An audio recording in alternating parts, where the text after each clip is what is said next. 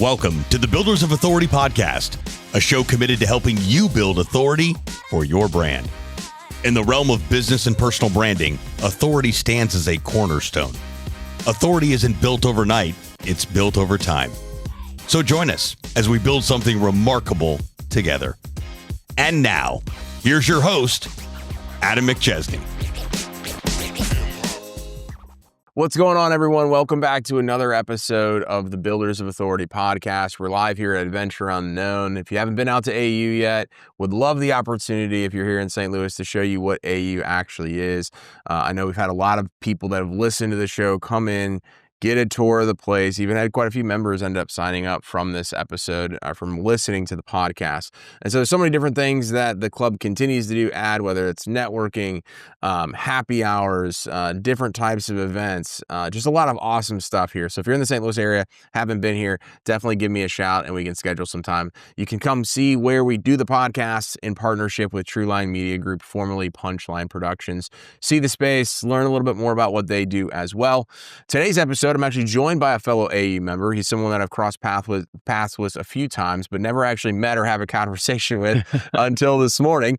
Been connected online though, heard a lot of amazing things about him and see so much of what he's doing. So I wanted to bring him today for an interview and a great podcast. My guest today is Corey Lewis. He is the owner of Extra Mile Fitness here in Fenton, Missouri. Corey, welcome to the show. Absolutely. Excited to be here and glad we finally got to connect. Yeah, man. Long time coming. So tell people, I know we were just talking before, been in business for 14 years, at the spot for 8. Tell people kind of where you got started in kind of the entrepreneurial space and what led to that and all that good stuff. Absolutely. It's always funny when I kind of reflect because it was kind of thrown upon me. Okay.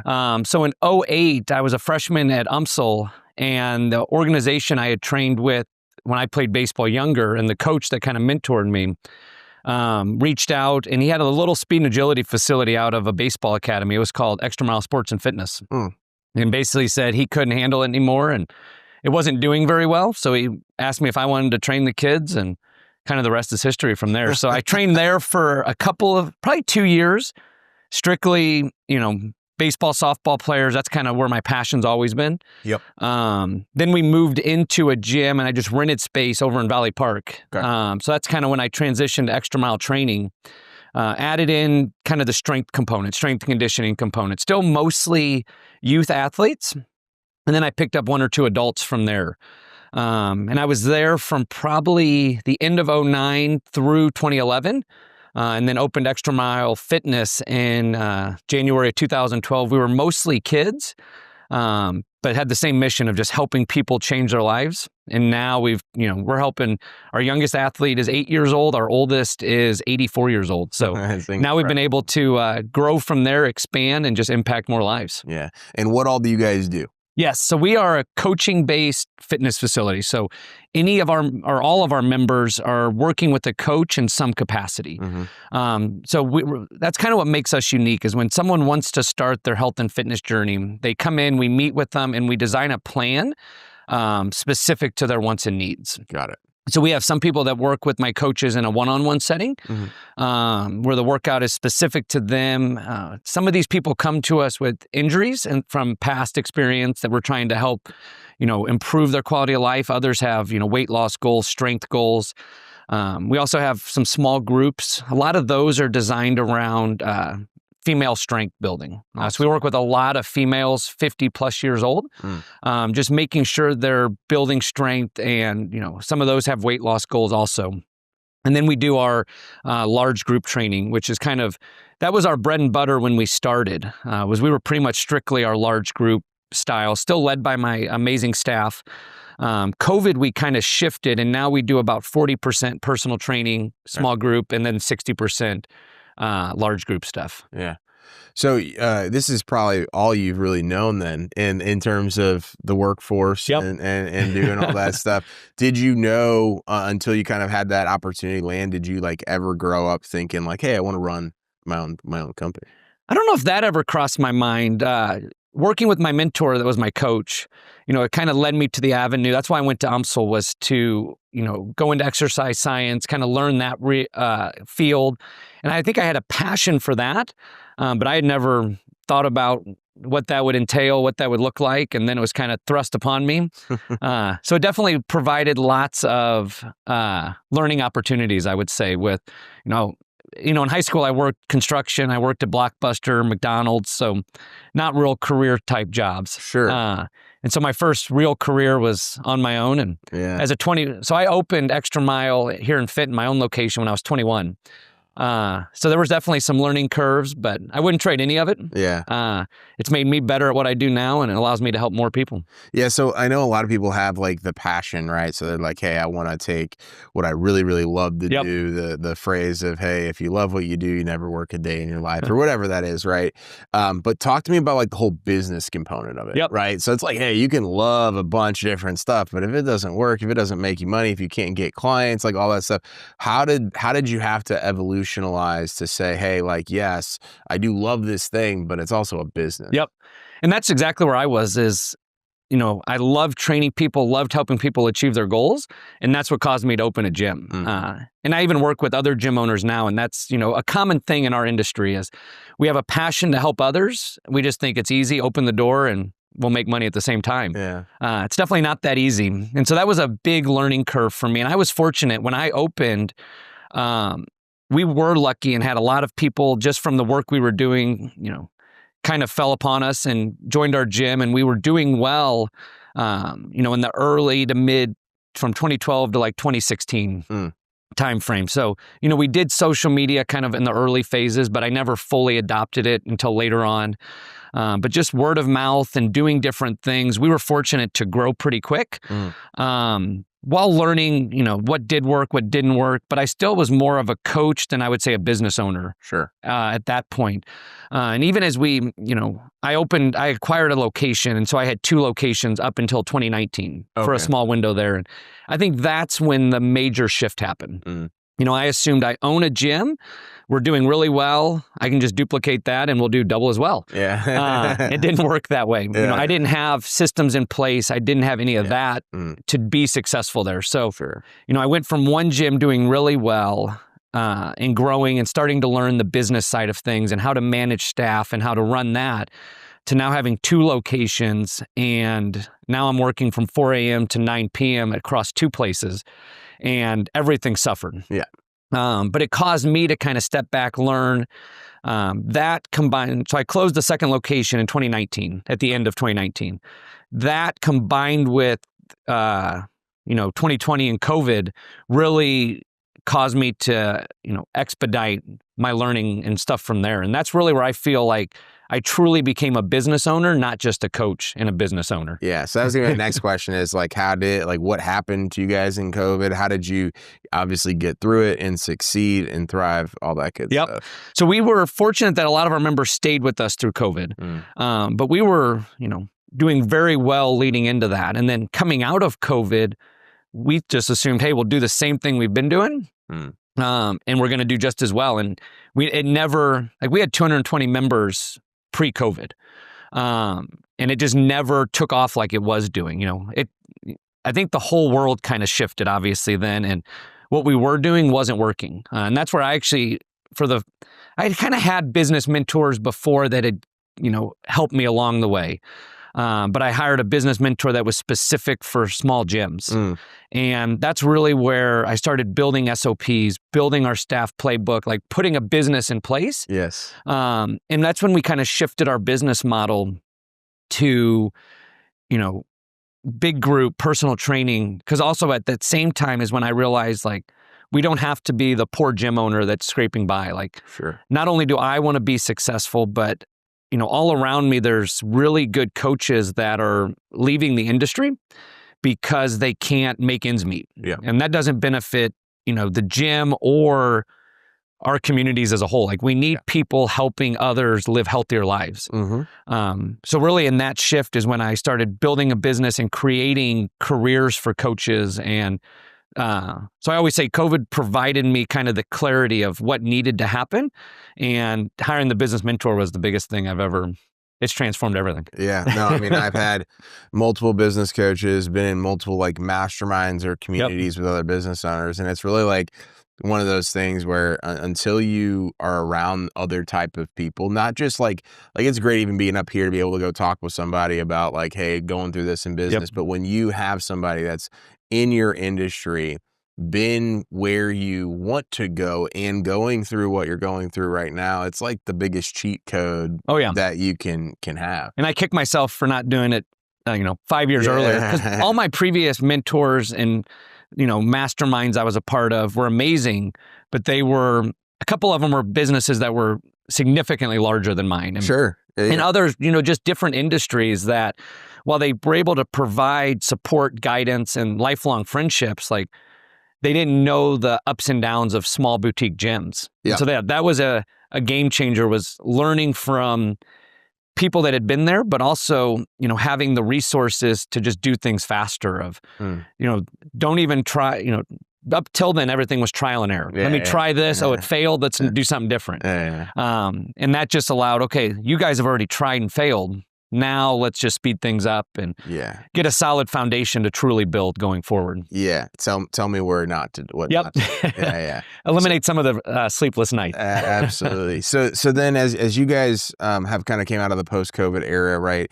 There's all these like online fitness coaches, online gyms, AI, a lot of different things that obviously probably didn't happen during before COVID blowing up. So how have you guys continued to like brand yourself differently of like, hey, by coming here, right, and getting what you get from our gym, this is why it's still important and different. And yeah, there's going to be AI and online coaches. I feel like I get like a DM on Facebook like every other day, like I help fit dads do whatever, all that stuff. How have you guys continued to like separate yourself and like be that focal point of like, hey, this is what we're doing moving forward? It might sound weird, but like all that extra noise has allowed us to have more clarity and to truly niche down with who we serve. Like while our gym has a pretty vast array of people of ages and things, really our niche is that 35 to 60-year-old busy parent or busy professional that just needs that hand extended to them.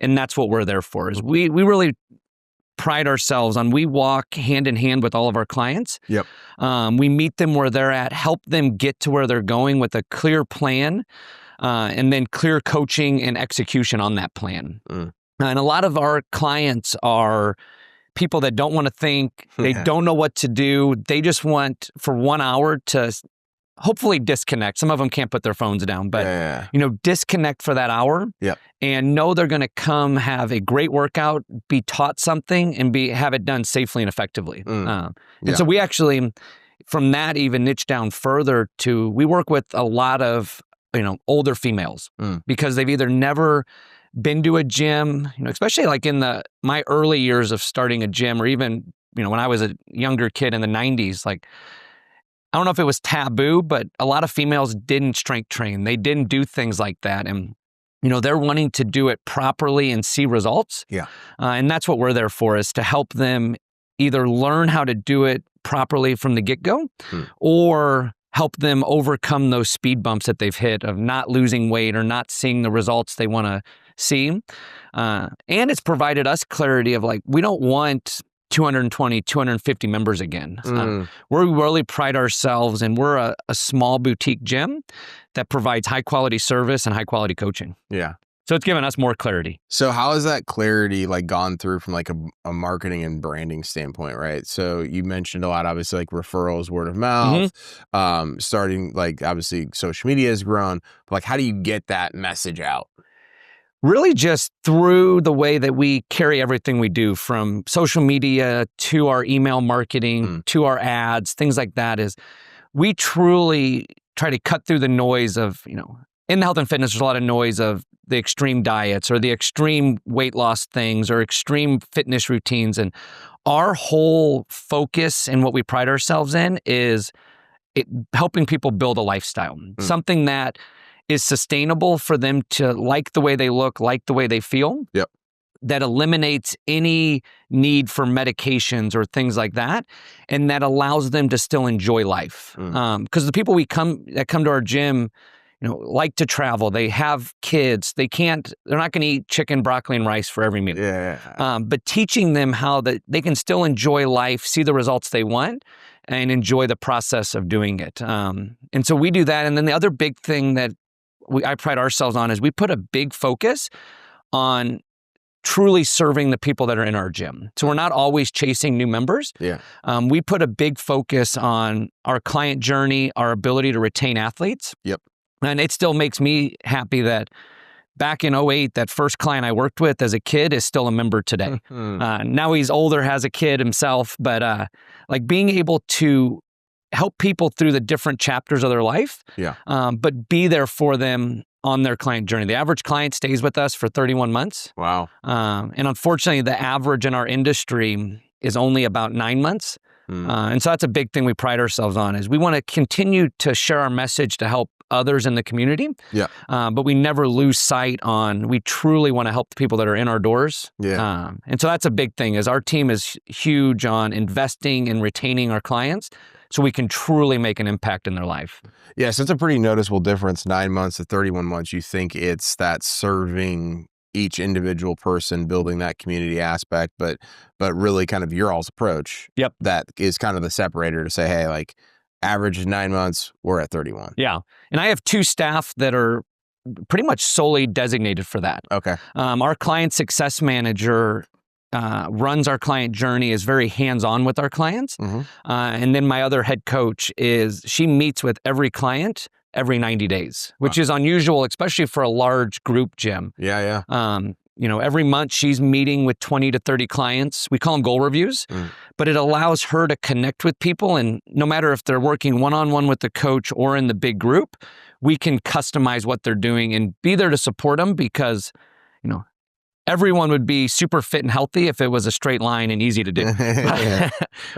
We help people overcome those speed bumps. Yeah. And again, a lot of our clients, it's 2 extremes. They either are high up in their careers or they have busy families or sometimes both. Yeah. And those provide, external stressors that need to be addressed and they need help and guidance on that. And so those 2 staff of mine, along with all of my coaches that give people truly the best hour of their day, allows us to impact their life longer because they stay with us longer. Yeah, that's incredible.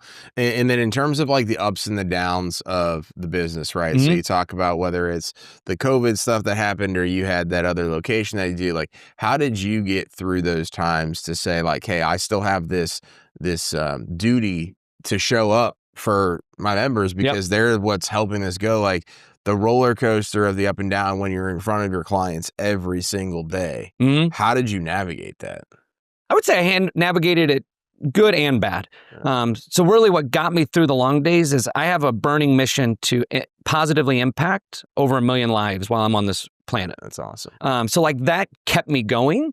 But that's what actually I think struggled with most in those early days was, when there was a hard day or hard times at the gym, like I could flip the switch in front of clients, but then I didn't have any outlet to talk to. Like I always felt it was a burden to my wife to bring it up to her, and I didn't want her to see the negatives of the gym. Yeah. But I also, I had those couple of mentors, but I never had that sounding board. Yeah.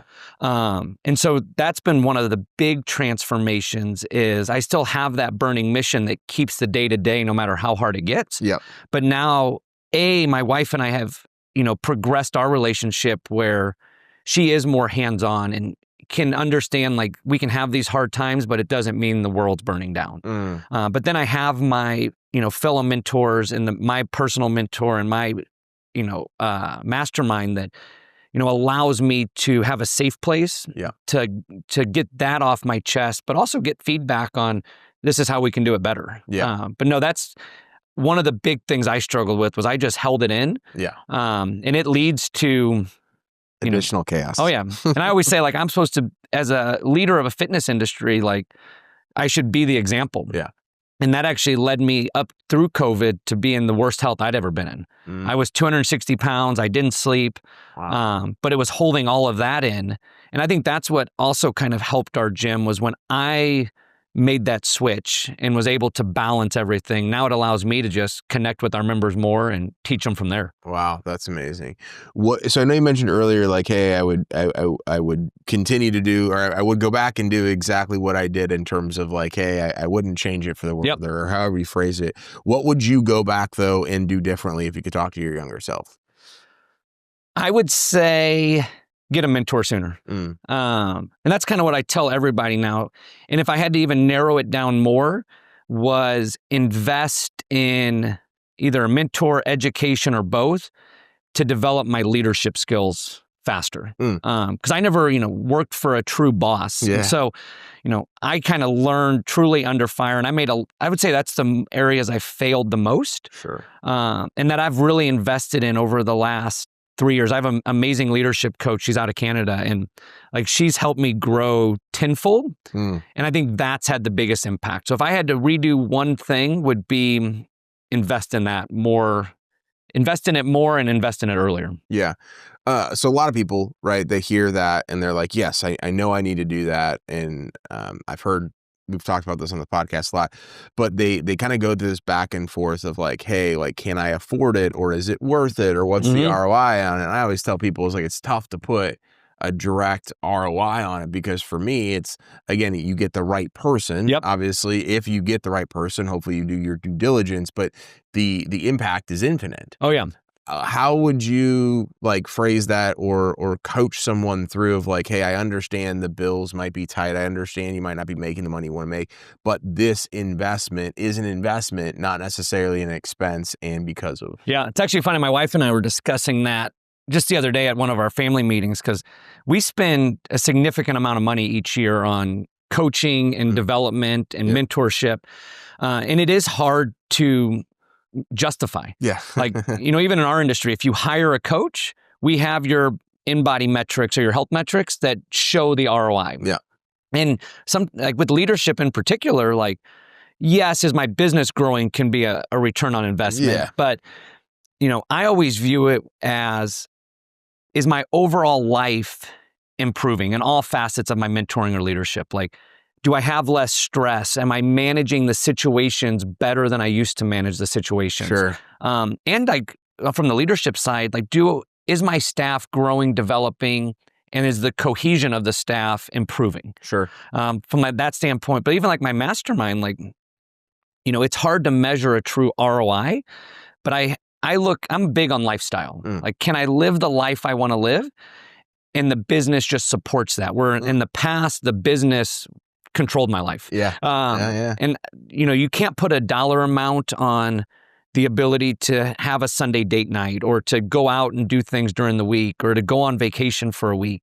And I think you just kind of have to evaluate, is your life improving because of that mastermind or that coaching that you're going through? Yeah, I think that's extremely big, because I know a lot of people, and I've been there myself, and even this time, there are times this year where it's like, man, the business is consuming me, the business is running me, and you feel as if like you can't breathe, right? You're like, oh my gosh, this thing is literally like everything, and then I get to live on the other end, right? So was there I know you mentioned obviously like mentors and coaches, but like was it always that way? You mentioned obviously the business used to kind of do that to you. Like, what was that shift? Was it literally just the mentorship side, or was it like an aha moment where you're like, oh hey, like this business is consuming me or running me, not serving me? I think it was a combo. So I kind of, through COVID, realized that the business was consuming me.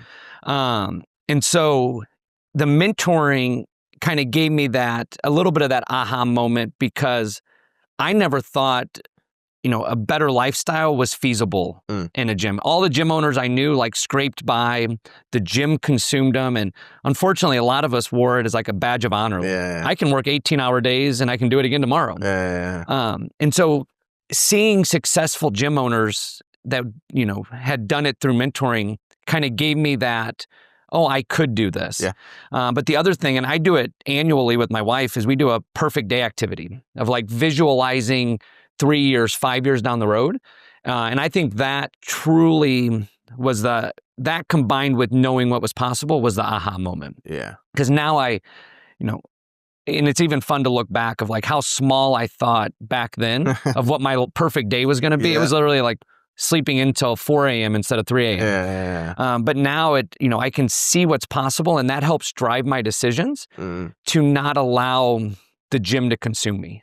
Because before, if anything happened at the gym, I took it personal, or I would just dive back in head first to fix the problem. Yeah. Where now I have that, filter of, does me going back in get me closer to that perfect day? Sure. And there's sometimes where, that needs to be a chapter of my life where I'm back in all the way. Yeah. But I never lose sight of what I'm working towards and my wife and I are working towards to prevent me from letting the gym totally consume me. And even with my other, business opportunities and charity work I do, like I always have that filter of, I need to make sure I'm serving myself and my family first, and then the gym or whatever else, comes second. Yeah.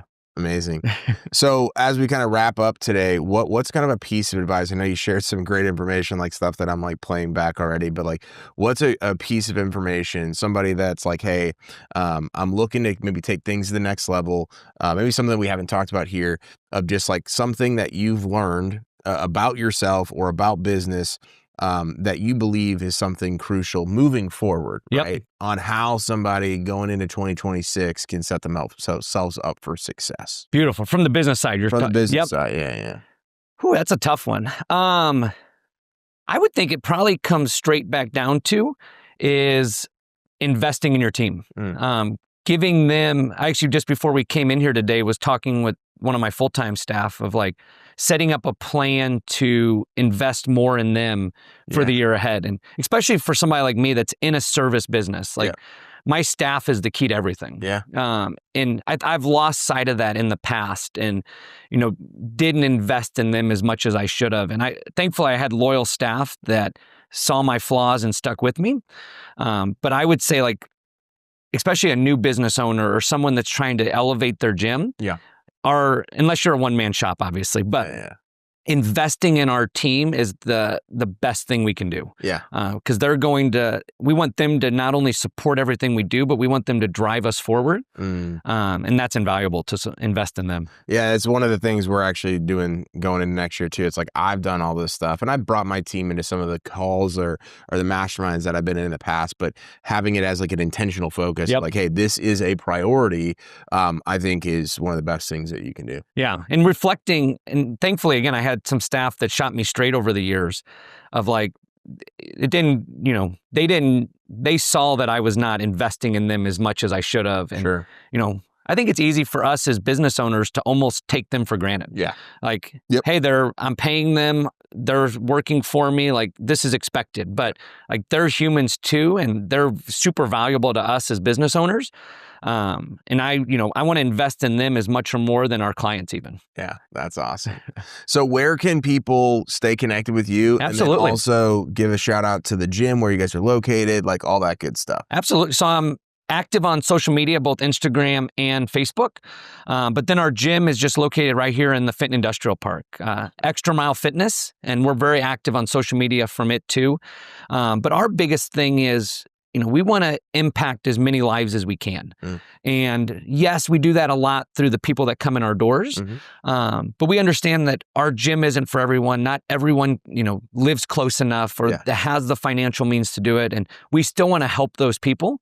So our website, xm.fitness, we post regular blogs to give people information. And my staff is always available just to talk with people. And, we want to help people in our walls, but also help the people outside as best as we can with information and guidance. So never hesitate to reach out to us, drop us a DM or stop by the gym. We're wanting to extend a hand to everybody we can and help them lift themselves up and live the best life they can. That's awesome. Well, thanks so much, man. I'm Absolutely. glad we got the chance to do it and finally connect and learn more about you. And this was a great episode, man. So thank you so much. Absolutely. Thank you, sir. And hopefully all the guests out there have a great day. Yeah. Awesome. Thank you so much for listening or watching today's podcast. Appreciate Corey for coming in. Make sure to follow us wherever you are either listening or watching this. If you're listening to this on a podcast platform of your choice, make sure to leave us a review, rate it 5 stars so that way more people can get a hold hold of this type of information. And then if you're watching on YouTube, subscribe to the channel, drop a comment, like the video, tell us what you learned from it. We appreciate you listening and watching today's episode. Be sure to share this stuff on social media, leave us a review so that way we can get this content out to more people. And remember, authority isn't built overnight, it's built over time. Thanks so much for tuning into this episode. We sure do appreciate it. If you haven't done so already, make sure you're subscribed to the show wherever you consume podcasts. This way you'll get notifications as new episodes become available. If you feel so inclined, please leave us a review. We sure do appreciate it. Until next time, friends.